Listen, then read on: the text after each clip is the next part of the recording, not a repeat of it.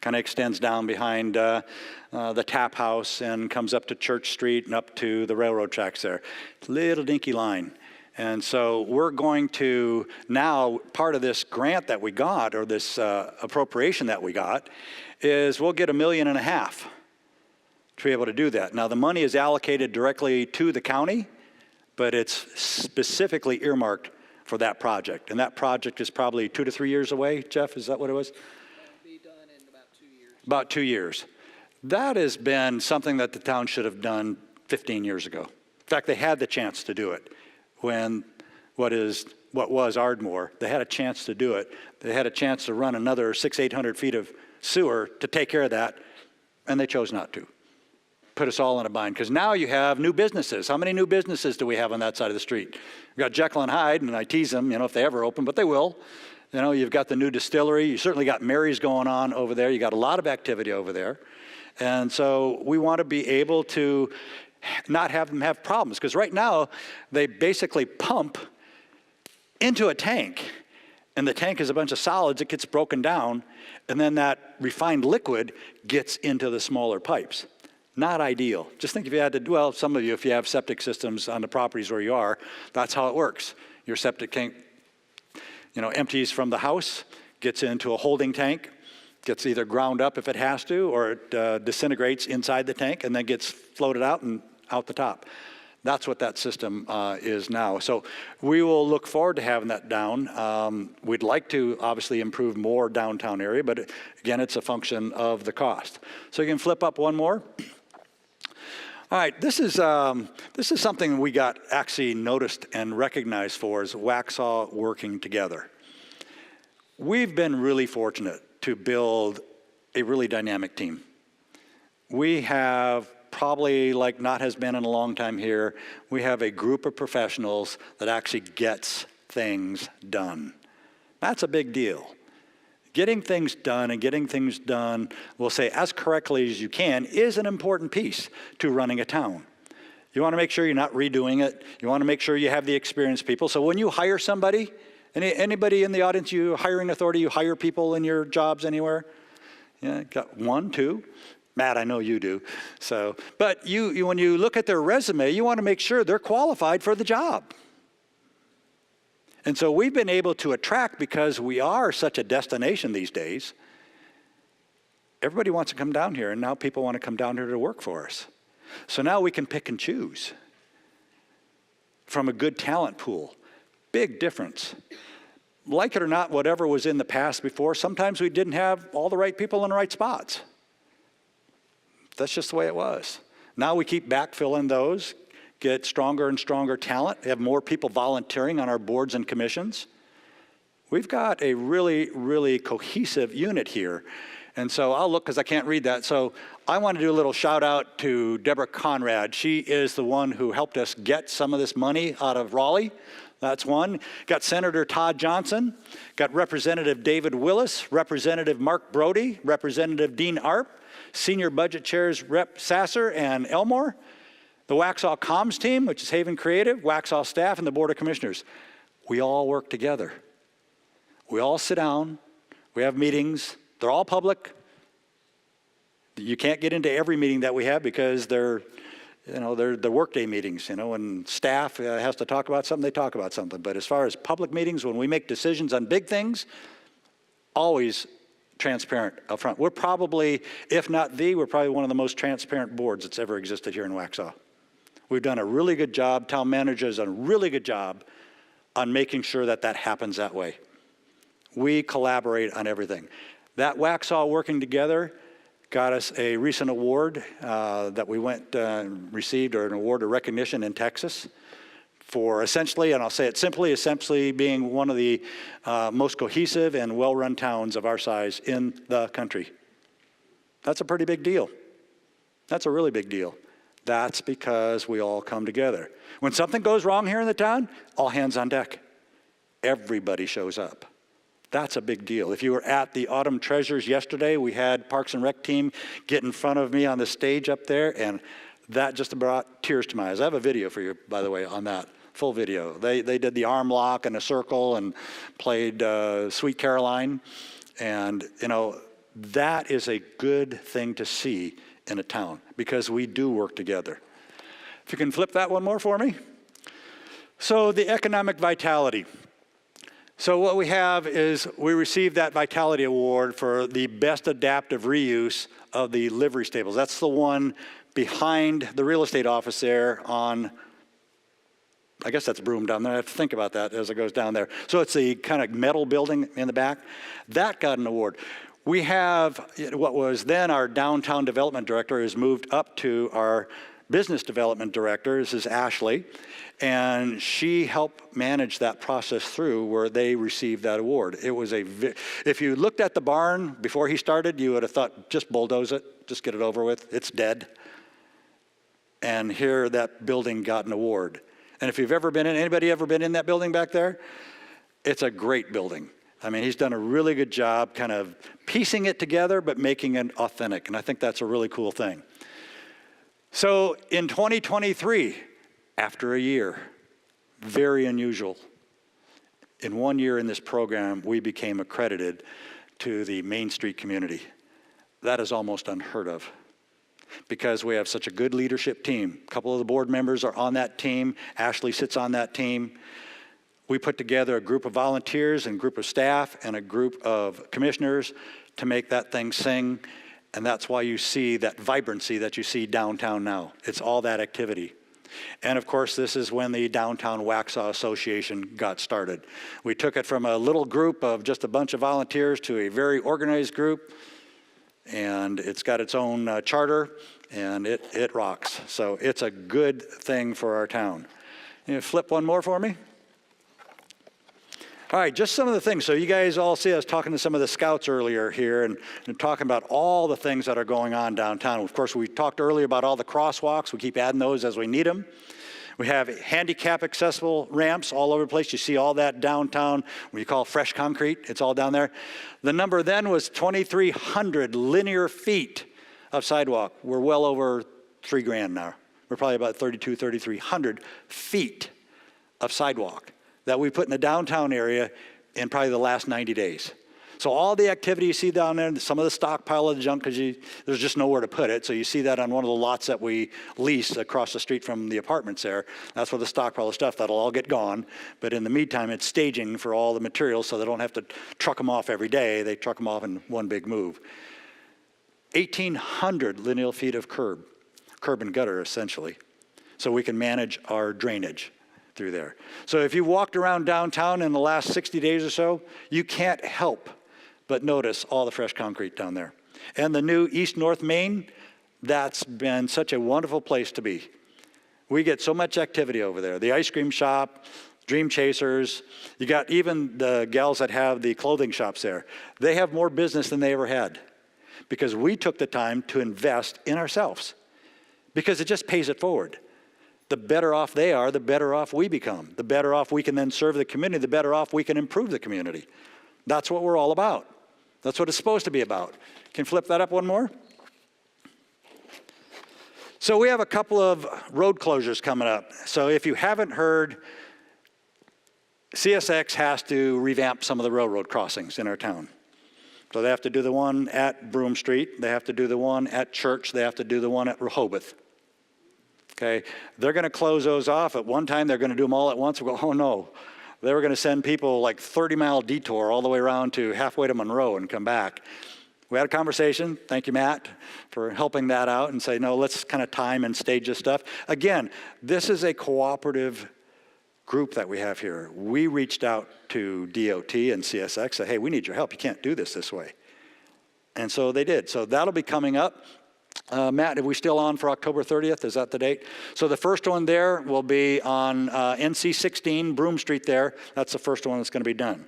So you're going to be a little inconvenienced for about 8 days is about what it is. That's their estimated time. Hopefully they get done sooner, weather permitting and all that kind of stuff.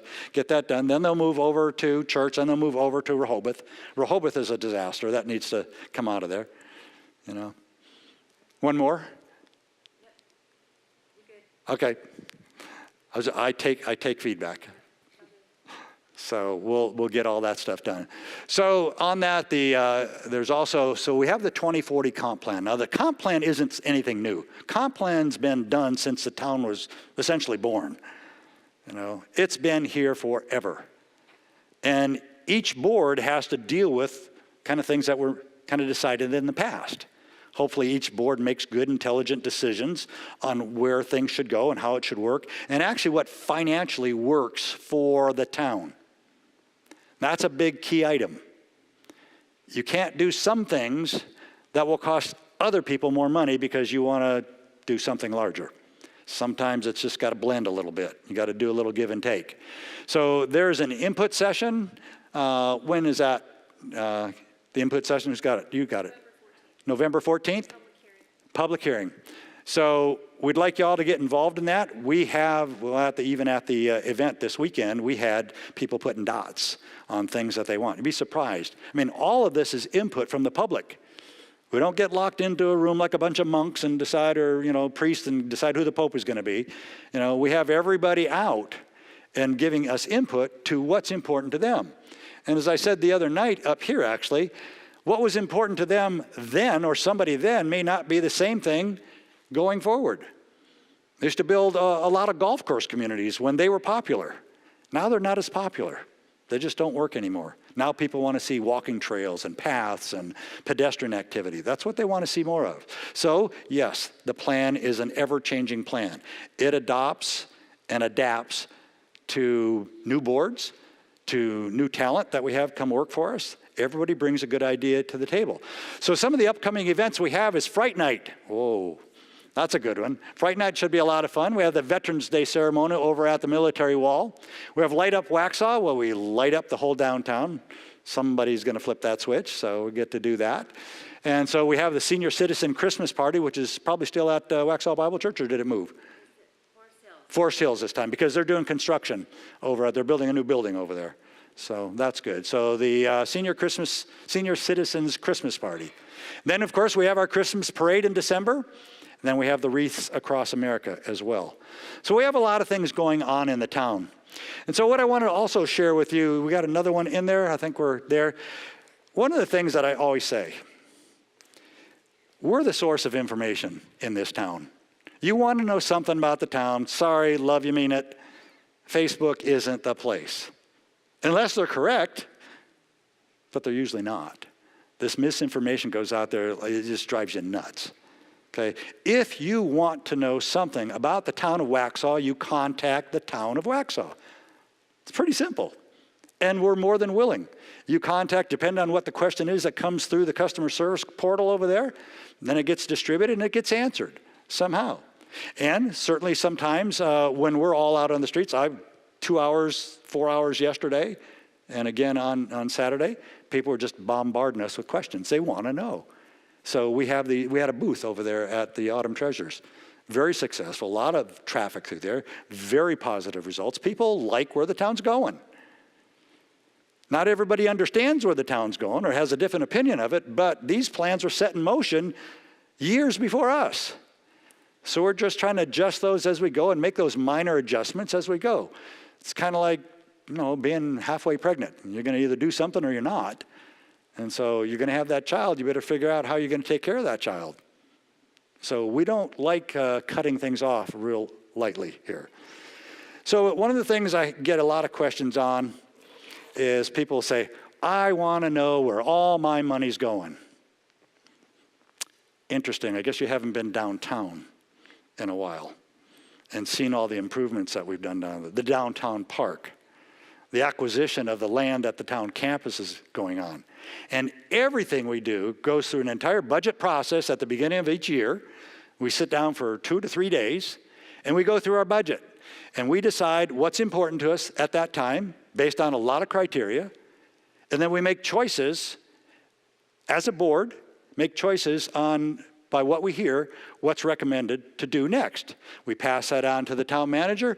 He executes it through the staff. But people say, I can't figure out where all the money's going. This book here, this is the town budget. It's about 1.5 inches thick. It explains every dime where the money's going. Every dime is in this book, 297 pages. Oh yeah, you have to look. It's not that difficult though, because there's so much. If we think the town is simple, look at this budget. It's not simple. Nothing in government is simple at all. It's very complex, a lot of layers to it. As some of you know, that I also chair one of the state transportation boards.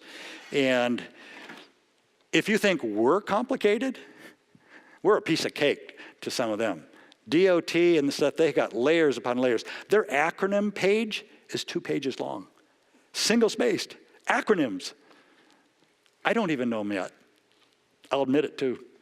So it's very complicated. It's not easy, and you have to have that foresight, that experience to be able to dissect those things. You have to have a good leadership team, both at the town manager level and at the department head levels, to guide us through so we can all make a very, very informed decision. That's how this works. If you want to stay connected, get on the website. It's pretty easy to use. The website wasn't that strong a few years ago before we came in. We continuously improve it. Somebody catches on something and say, hey, I was on here the other day and this wasn't working. Great. We go fix it. Not that tough. You know, but again, he's trying to dive into the Constitution and say, you know, go fix this. And you kind of go, well, which word do you want me to fix? Actually, that one's a small document compared to some of our stuff. The other part I get a lot of times is on our land development code. Why are things going the way they are in Waxhaw? Get that question a lot. And so when I came on board and when Jeff came on board, we knew that we had to make some adjustments to the plan of the town. Now again, you got to remember, we're living with some old plans that were cast in stone, that are law, that unless we change that law, we have to figure out how we apply that law. And so we went through a very, very public process, probably no more than 8 4-hour sessions, public hearings, all open to the public, especially during COVID, so it was easy to watch then. You watch it on video. Town manager was kind of getting chastised by some of his friends and saying, you're going to let your entire board go through that entire document, word by word, sentence by sentence? He goes, yeah, I am. So we could understand it. We sat in 4-hour sessions several times, going each page, trying to capture everything that was here before us and looked at how we adjust it. That was a big deal. And it took us about 18 months, I think, by the time we got front to back on it. If you want to know what the land development code is, this is my copy. It's about 1.5 inches thick in there, if you can see that. It will explain to you everything you need to know, all the codes and ordinances and the uses, the land uses in the town of Waxhaw. Not outside the town, that's not our jurisdiction, but everything inside the town of Waxhaw. And that was a culmination of a lot of people's good efforts. We all sat through a lot of those meetings, a lot of donuts were had, you know, during some of that time. So I'm going to address a couple of other things, kind of go on, and it's kind of interesting. Let me grab some of my notes here.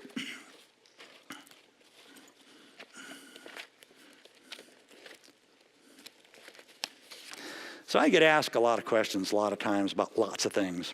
And sometimes I'll be up here. It's not always easy to be up here. You know, we all know that. We all get up here and start thinking one thing and you get sidetracked from one thing or another. But we have certain obligations and responsibilities that we can do. And then there are certain responsibilities and obligations of another agency. So I'll go down the first one I want to go down. Sewer. So I got asked the other day, and these people that came up to me asked me to address these kind of things tonight. It says, when's the moratorium end? Moratorium? There isn't a moratorium. Well, you can't be doing this because there's no sewer. Well, who says there's no sewer? Well, that's what I've been told. Can you flip to that other slide? I got one more in the back there. There you go. So this is last week's chart from the county. This is their report. And at one time they said, we are maxed out on capacity. We have no more to give. Okay, so it's a little complicated, so let's talk about 12 Mile Creek up there. It is a design capacity of 15 million. It is permitted right now to do 7.5 million. That's how much 7.5 million gallons a day flow through there, okay? The average daily flow is 5.2 million. Does that sound like it's out? Does that sound like it's out at all? The annual percentage flow, because they take it over a 12-month period, because actually rainwater does affect what falls into those vats out there. So it does affect that.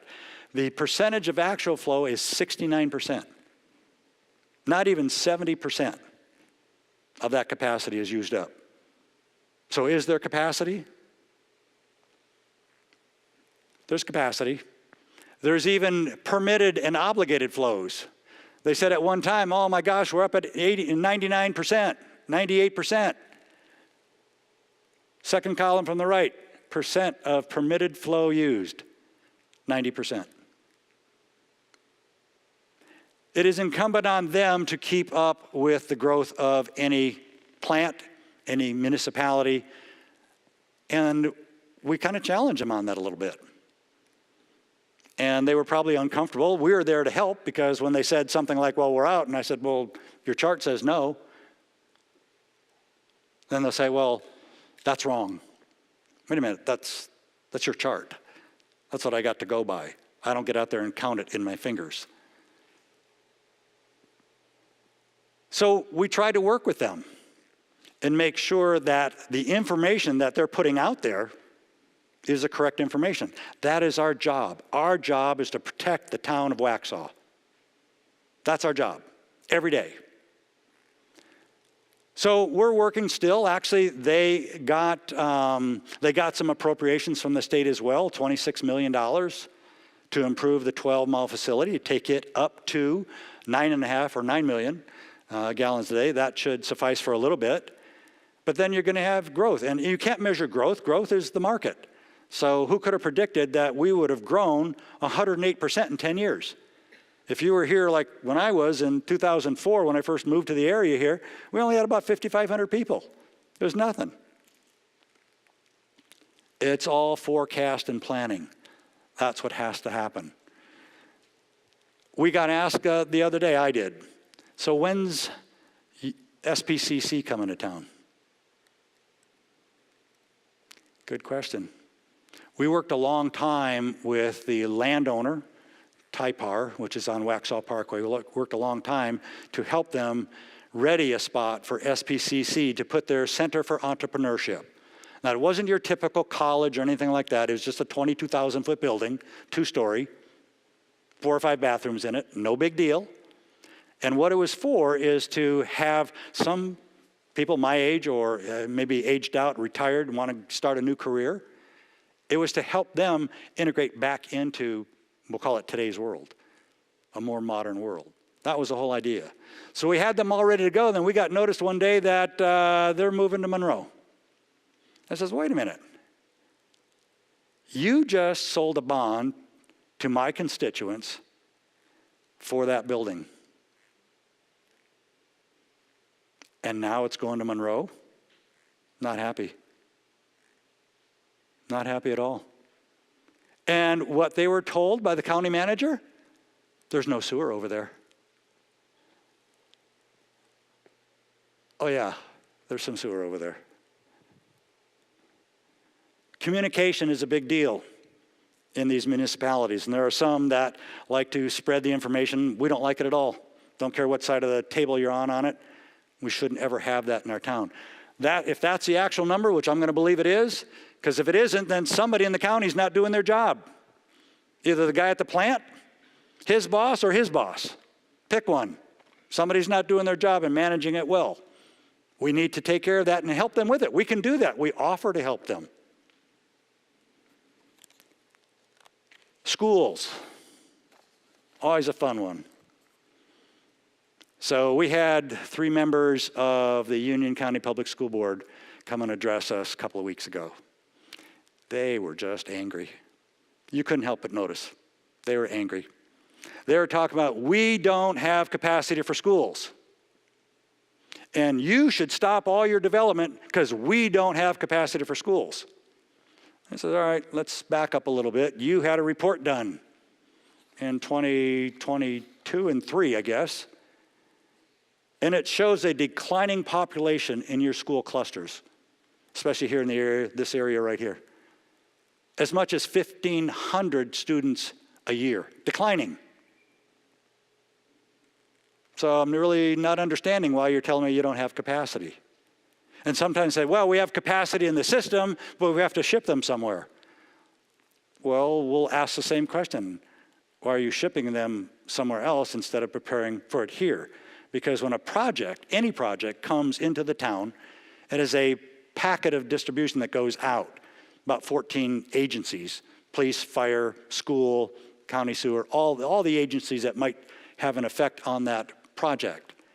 They get the same packet that is submitted to us. And that packet gets reviewed and it comes back with some responses. And their responses don't dictate whether that project goes forward or not. The responses are recommendations to what might happen next. So if we say, hey, we're going to have 200 more homes here, then their response should say, well, if you have 200 more homes here, then we have to prepare for this. That's the way it works. That's the interagency communication. So we give them enough notice, sometimes 5, 6 years ahead of time, to prepare for what's coming, or get with us so we can facilitate a plan to help them. And that always hasn't happened. So now they kick back, say, we don't have this, we don't have this. They told us the other day they didn't have any land in Western Union County. Yeah, I think you do. You got 2 parcels that I'm very aware of. They're both in the Mineral Springs area. One's up in Wesley Chapel area. You got about 170 acres that the district owns for new schools. Now they don't have anything and they should have had something for here. How could you miss the growth that's here over the last decade? You can't ignore it. But maybe at the time, some people just didn't have that skill set to plan. I will tell you, in a lot of the communities that I've developed when I was working for companies, we dedicated school sites within it. Some big ones too. It can be done. It's a collaborative effort. It's a win-win. You can't ask somebody for something that they can't give you.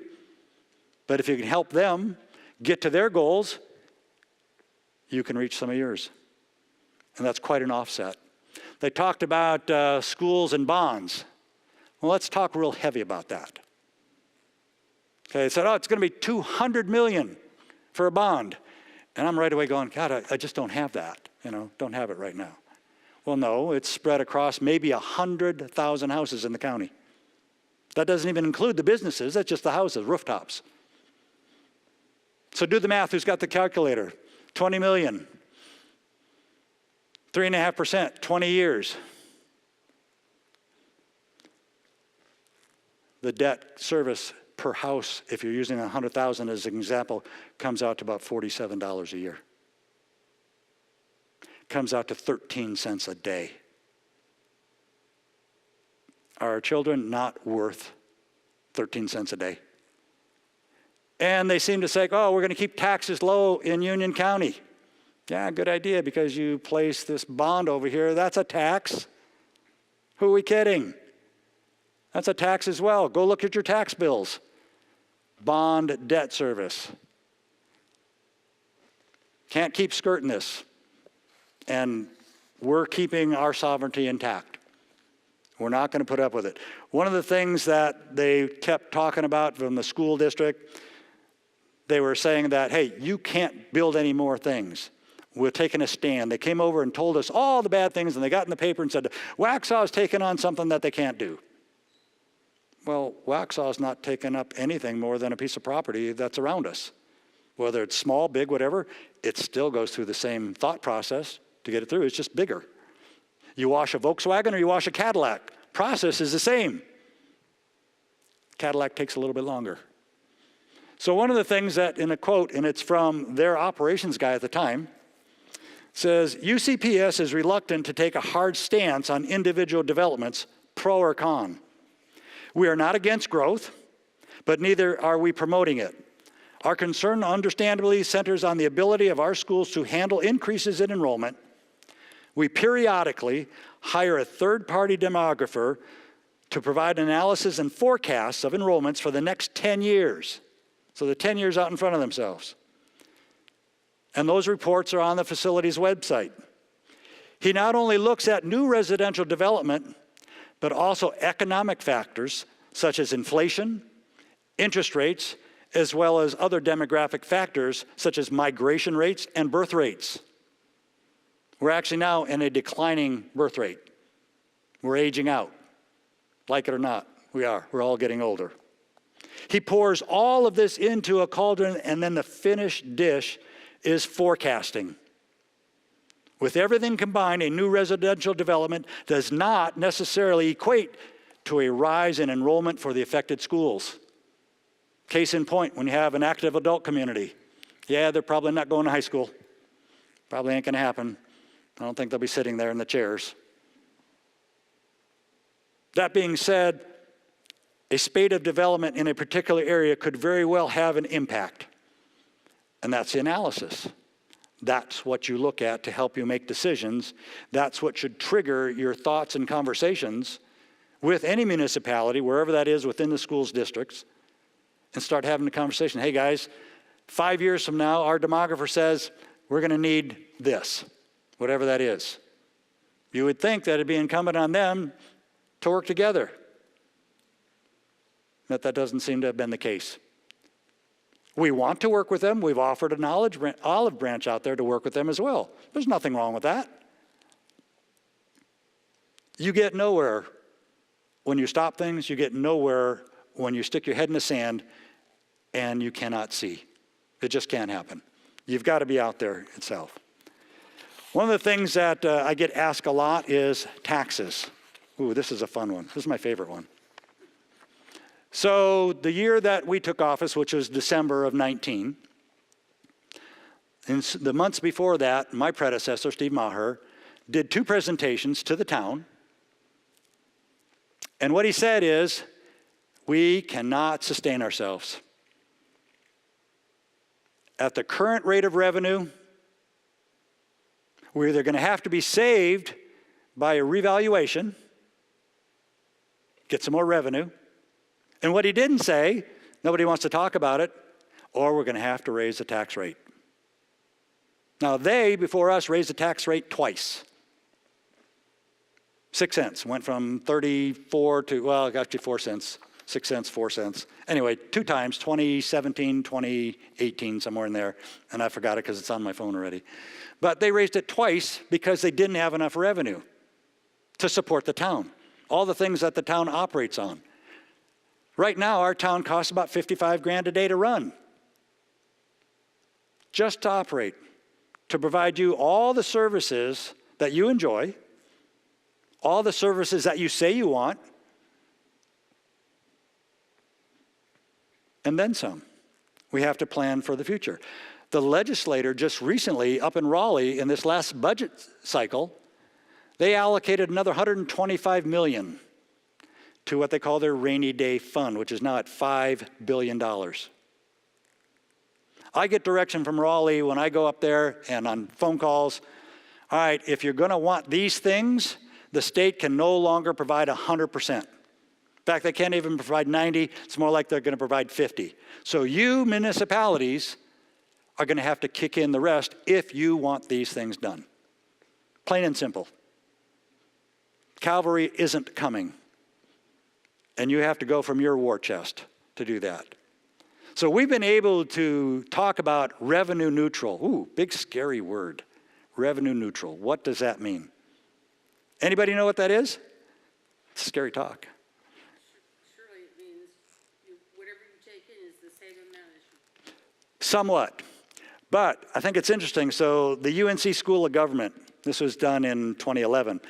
Revenue neutral tax rate is a bundle of contradictions. Whoa, great way to start out. Why? Because it's complicated. You ever try to get the IRS tax law in your head? You go nuts. You know, you have to be a professional in there. Some people think revenue neutral is exactly as you said, Linda, it's just that, okay, you live on the same budget. Okay, so if you're already losing money, do you want to live on the same budget to lose money every year? And then you want to lower the tax rate and put yourself further in the hole? Doesn't make sense to kind of a finance guy like me. So that's why the town had to raise it. The other part is, very interesting, Union County liked to brag that they had the lowest tax rates. And they did. It's actually one of the reasons that I moved to Union County. They had terrifically low tax rates till you get into it. So they have a responsibility to at least every 8 years to do the revals. Now, in communities where I've been and operated in, they sometimes do it on 2 and 4 year cycles. So you don't have this vertical sticker shock like we got when they did the revals after 8 years. So a house in Waxhaw might have been worth $200,000 8 years ago. Now it's worth $600,000. What do you think your tax bill is going to be? It's going to be up there. But you have to offset that when you talk about revenue neutral. You have to offset that by other income. So if you're only like we were, and like we pretty much were when I got here, a residential-based community, where's your revenue come from? Residences. And you got to keep that going. You can't lower it. You wouldn't. The other part is, how many people have a house and you put a loan on it? You did a mortgage on your house. Okay? So when you were buying that house, probably, hopefully, your mortgage lender told you, do not take out any cash. Keep your cash, because you're going to need that to qualify. Do not go buy a new car. Keep everything static until we close this loan. Kind of makes sense. So the town of Waxhaw had, say for example, the TAP project, East North Main, that we just did.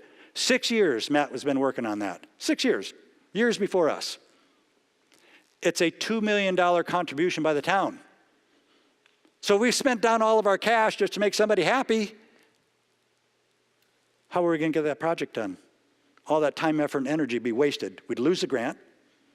We got $4 million of that money as a grant. We kicked in too. You can't go spending your money before you know you have it. If you're saving for your child's college fund, in year 3, do you empty it because you want something? Well, if you do, sorry.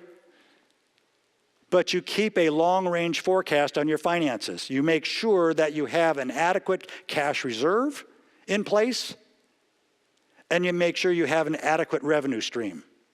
Now, those take time. Since I've been in office and with this team here, we've had to adjust our revenue streams. They've come up because of the ad valorem taxes have gone up. The ad valorem taxes, by the way, only account for about 52% of our revenue in the town. So about 10.2 million, somewhere in there. That's what the rest, the other 9.5, 10, come from sales taxes, road taxes, all that kind of stuff. So it isn't all just about rooftops. So you have to really understand how complicated it is when you talk about revenue neutral. Revenue neutral makes an assumption that you have enough revenue to support yourself before you give it away. You can't give it away if you can't support yourself. And it took some time to decide that because the revals happened in 21. The revals happened in 21. We had no idea where we were going to get our revenue. We were scrambling really hard. Between 19 and 21, we were scrambling. We're making sure we kept our cash. And when the revals came, we didn't know what that number was going to be till it got here. Now we know a little bit different. We've also moved that needle, so our ratios from residential to non-residential was 93.7 when we all took office. It's now about 89.11. That's a pretty significant swing in a very short time. That's going to help. We have some new businesses coming in. We're going to get a new grocer here in town in the Prescott Village area. That's going to help. That whole row was empty when we got here. And we've improved that. So one of actually the first things that I got to do, because that bank called me up and said, hey, we need to get out of this property. Okay, here's what we need too. It was a negotiation. They helped us, we helped them. So you can't just say revenue neutral means you live on the same dollar, because revenue neutral assumes that you have other income to offset the reduction in your residential revenue. It isn't a 50-50 mix. Look it up. UNC School of Government, revenue neutral tax rate. Look it up. Gives you a lot of things. And I heard somebody tell me, well, state law says you have to put that in. No, it doesn't. It says you have to know what that number is. But if you can't operate on that number or choose not to operate on that number because you have projects going on that you need that revenue for, you don't have to do that. We wouldn't be able to get anything done that we've done here in the town. We've got funded 29 projects in less than 4 years. 29 projects, we have 92 in the hopper right now. All kinds of projects, curb gutter, sidewalks, more park stuff, additions, everything. We do that because that's what our citizens told us they wanted to have happen in the town of Waxhaw. And I also have to look at, I had some scouts up here earlier, they're probably 10, 12 years old. My thinking is I'm planning for them. I'm not planning for me. I probably won't see the shade of a tree that I might plant tomorrow, but they will. And what kind of life can I give to them? That's just how I think. It's paying it forward. So with that, I'm going to let you guys open it up if you have any questions at all. And Jenny, are you monitoring? Is anything up there? Nada?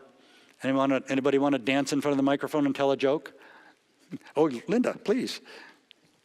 So tell us all who you are so everybody can hear you online.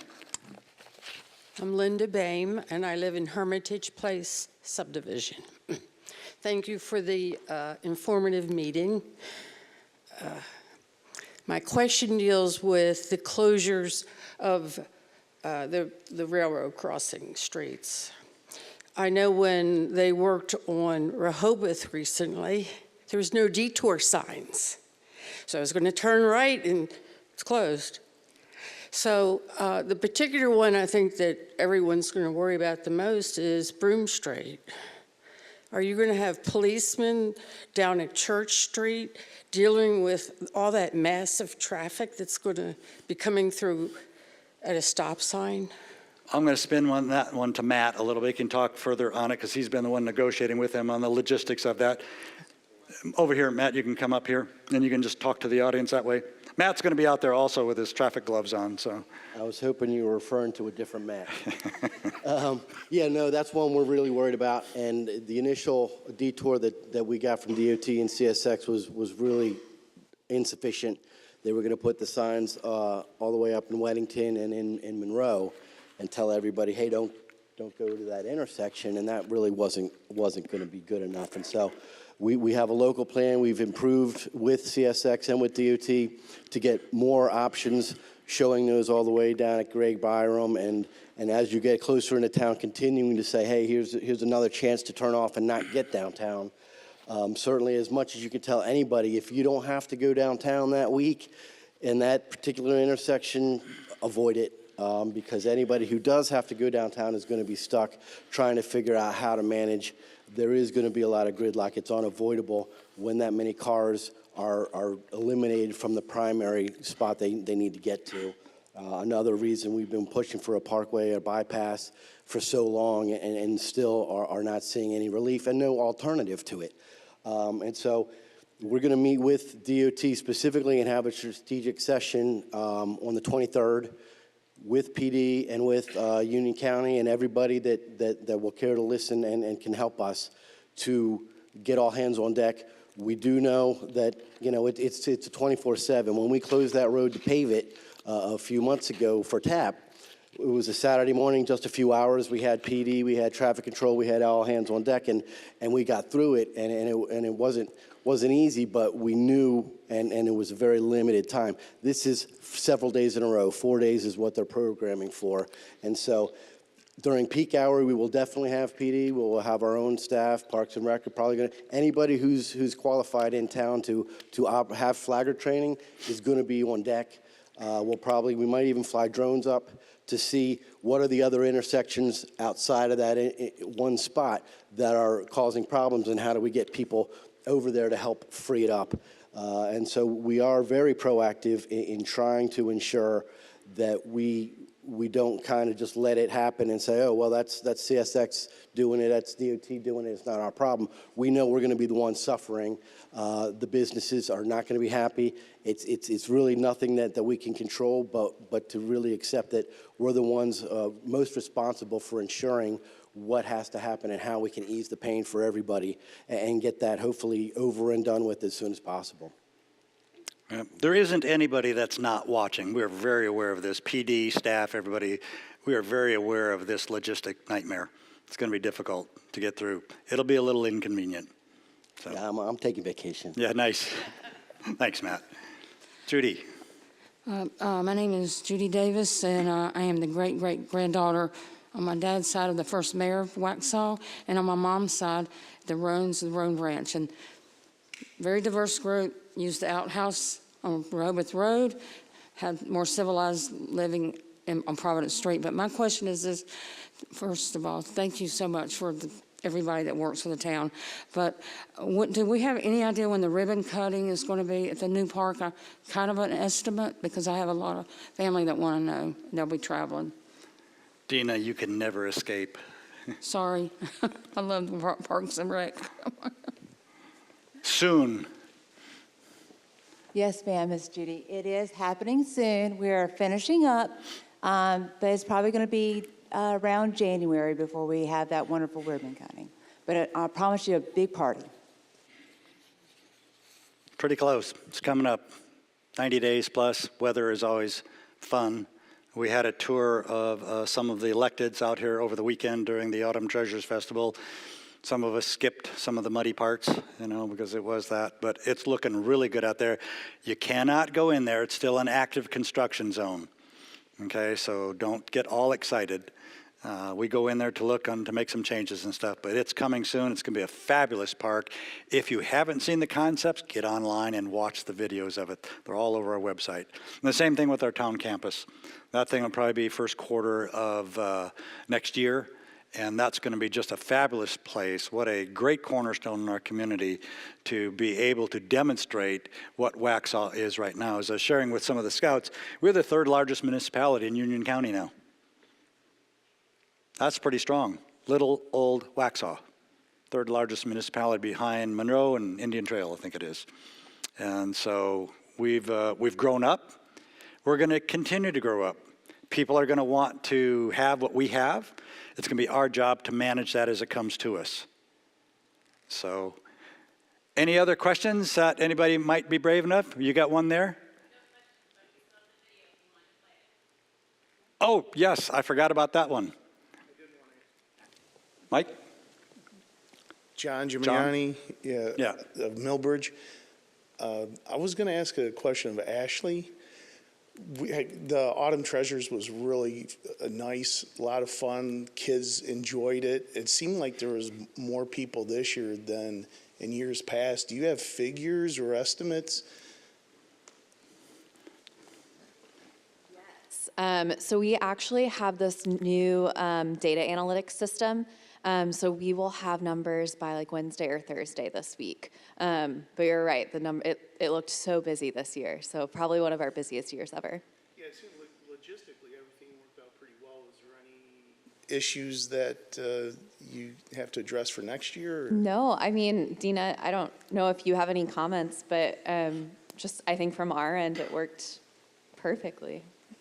Yeah, and you guys deserve a lot of credit. It was a fun. It's a fantastic event. It really was. Yay. We had a great team effort, and it is because it's our largest event of the year. It definitely takes the whole town effort to make this one happen. But no issues. We have minor tweaks that we always do for events. I love learning, so we always learn from what we do from the past. That's awesome. All right, with that, so I blew through my stuff, and I do want to put this video up. This is the showcase video that was presented on our behalf in Texas for this recognition that we just got. So if you can put that up for us. It's most of the town employees. came to us in 1889, and it was pivotal on the commerce and the development of the town as a crossroads for all the trade activity that happened in the region. Waxhaw is now dealing with a very outdated infrastructure, and that's something that we need to change right away. The monies from tax base will not sustain us to make the multi-million-dollar improvements that are necessary to keep the town fluid for the next decade or so. The town has grown more in the past 20 years than it has in the last 100. We came from a population of just over 3,000 to a population of over 22,000. Primarily, people are moving to Waxhaw from New York area and the New Jersey area. We do have some migration as well from Ohio and California. We've created our capital improvement plan. We have 94 projects that are on that plan. We currently have 28 of those projects funded, making sure that we have adequate road infrastructure for our citizens to drive on, making sure that we have adequate park space, adequate recreation and programming space for all of the families that have relocated here. The downtown is the economic hub of Western Union County and really the economic hub of the region. So in downtown, we have more than 100 businesses. They're really what keeps the town moving and keeps the town thriving.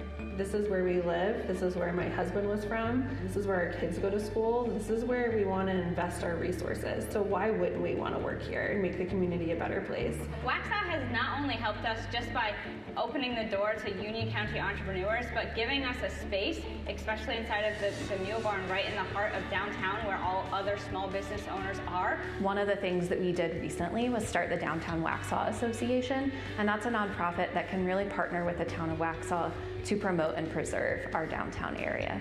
And when people shop local, I think more than 60% of that sale stays locally versus when they purchase from a big box store. So we have added several new sidewalks and crosswalks in the area recently. Since the downtown area has become so vibrant, we have upped our patrols as a police department to assign officers to the downtown area. Those officers monitor the downtown safety of the citizens, as well as our parks and our trail systems. Projects that are currently in progress include the Downtown Park Project, which is a 10-acre park just at the southern base of downtown. The Town Campus Project up on the northwest side of town. That's another project that should be done by spring of this next year. We're building the new town hall facility there, as well as a public services and parks and recreation operations center. Waxhaw events are the lifeblood and culture of the community. They bring people to Waxhaw. They bring the community together, and have always been a big part of our culture. Every officer that works here is assigned a community. If you live in a particular neighborhood, you know Officer Billy, and you've got his email address, you've got his phone number. So if you have a problem, you can actually call the officer. He can respond to you. If we police our community in a proactive manner, we are actually stopping crime before it happens. We put on a Waxhaw 101 class each year where you can learn the ins and outs of every department in the city. And that has been really successful for us to build community among our residents. I think we need to engage our youth. We have youth who are here in the school systems that can work or volunteer.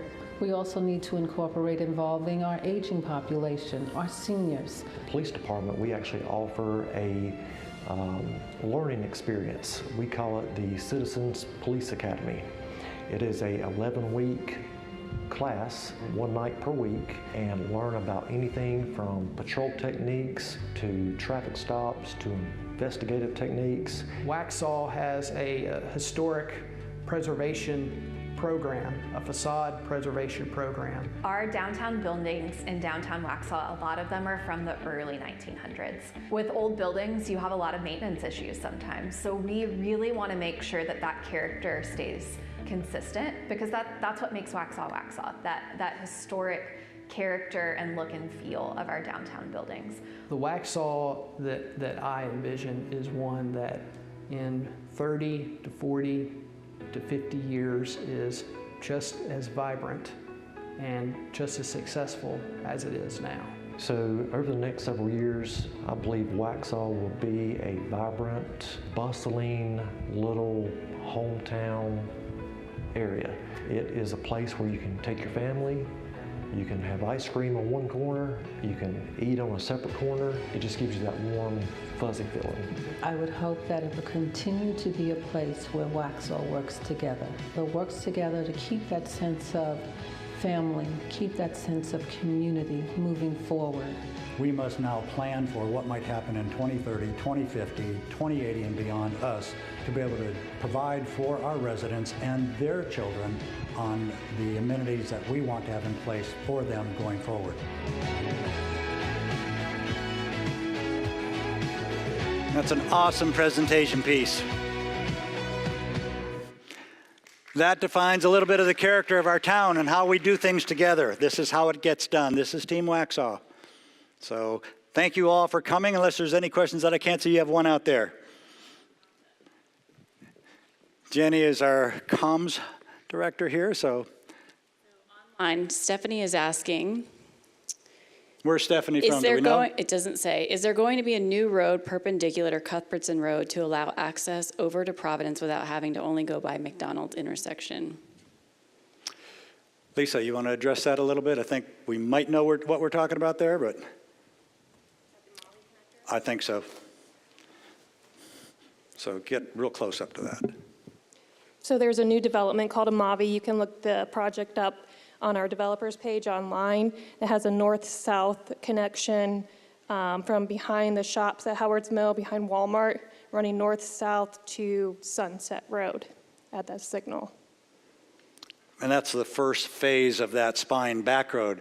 We need to get traffic to keep off of 16, Cuthbertson, 75 as much as we can. So you can move around in the neighborhoods and not have to go out onto the highway. And so part of the mandates that we set in place is a transportation spine. This is one of those, and it will continue beyond Sunset. You think of an inverted F going up from the intersection down there at Cuthbertson. As it goes north, it then curves off to the west, comes out at Sunset at that light, makes it a little bit easier. As more comes to us, it will then go to Great Byram, and then it will go up and around to Bonds Grove. That's the plan in the sketch plan. How it works when it comes to us is really anybody's guess. Projects, just because they may or may not be considered or approved, doesn't mean they're going to happen, and it's certainly not going to happen tomorrow. The one that everybody was getting all excited about is the Polo Grounds and all this stuff. That's a 40-year project. It ain't coming tomorrow. It's a long-range project. I talked to a guy from David Weekly while we were at the event. So that's a 500-unit project that's in the county. We didn't get to do that one. 500 units. His expected velocity, sales velocity, is 60 to 70 units a year. Do the math. And it's not going to happen tomorrow. That's the nature of development. Millbridge took 23 years to build out. Lawson took near that long.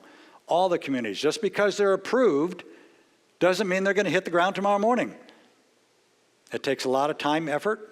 And on some of the ones that come to us, Lisa is the gatekeeper.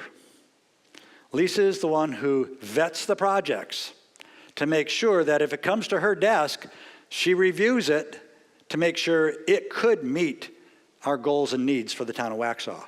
Then and only then does she start to accept it into the pipeline to go through its entire process. There we go again, that silly word, another process for the approval. That's how it works. But Lisa, you do a great job on telling some people, people say, well, why don't you ever say no? Because Lisa does. We don't have to say no. Lisa cuts them off at the knees right there. She doesn't let them, never gets past her office door. So I thank you for that.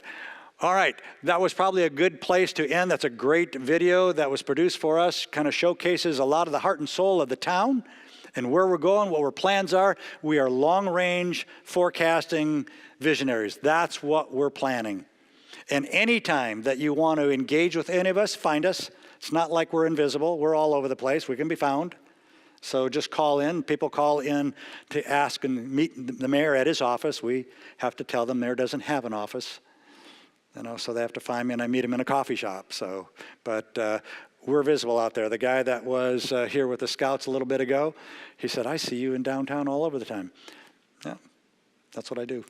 I make myself visible. So thank you, everybody. Appreciate you coming and learning a little bit tonight. If you got any questions, we'll stay on the floor a little bit if you want to address anything. Otherwise, drive safe going home. It is fall. Can you feel it in the air? It's awesome out there. So thank you very much.